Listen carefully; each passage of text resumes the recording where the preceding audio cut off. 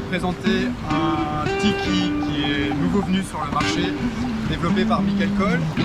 J'ai participé à la création de cette planche, donc si tu ne me connais pas, je suis Mathieu de l'école Matos Tarifa. C'est un tiki à destination jouet, 100%. C'est un tout petit tiki de 1,60 m, très léger. Il fait à peine 2,7 kg, 2,8 kg, je suis plus sûr. En bref, ça se prend du bout des doigts. L'objectif, c'est que je commence à m'emmerder avec les grands tiki.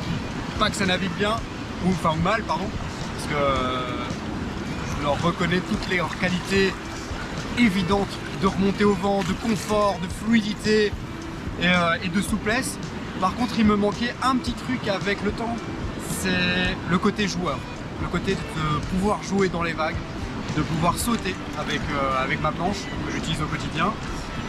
Là où je navigue moi, j'ai pas trop la difficulté du vent léché, donc par conséquent ça c'est pas partie de mes critères numéro 1 pour ma planche. Par contre, de pouvoir avoir quelque chose qui tourne plus radicalement, ça oui.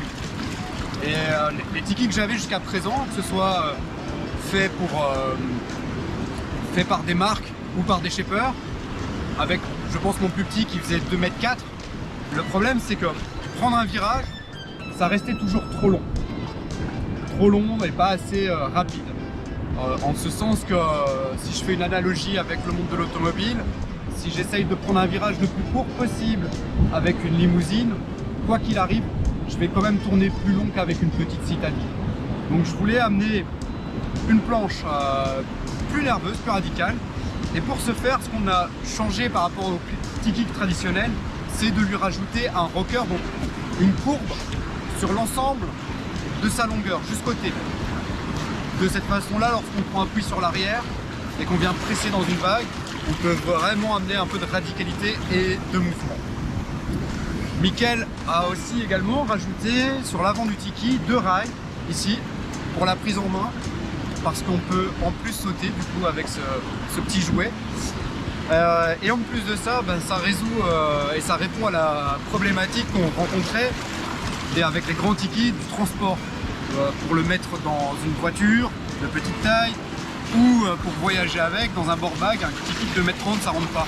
Donc il y avait l'option de les splitter, et pour ceux que j'avais essayé, c'était pas dingue. Et par contre là, en taille réduite, c'est nettement plus intéressant. Par contre, faut être clair, l'objectif c'est pas de jouer dans du light wind comme peut le faire un tiki de grande taille, parce qu'on a moins de surface évidemment.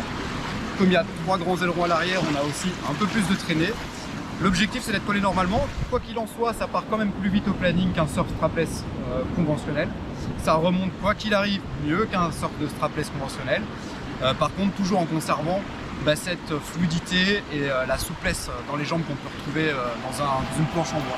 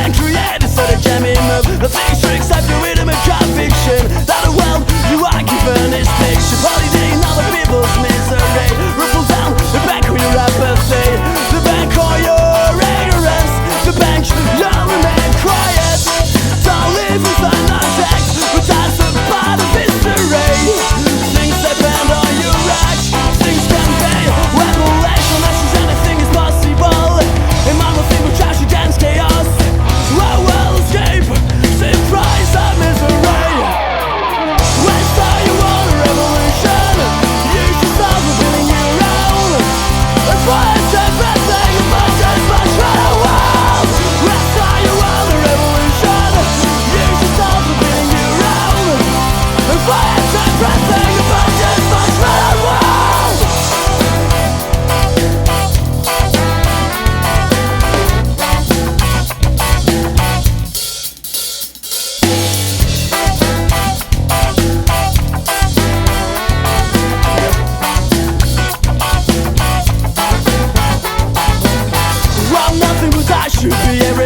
They come from a child's age to a screen where others live.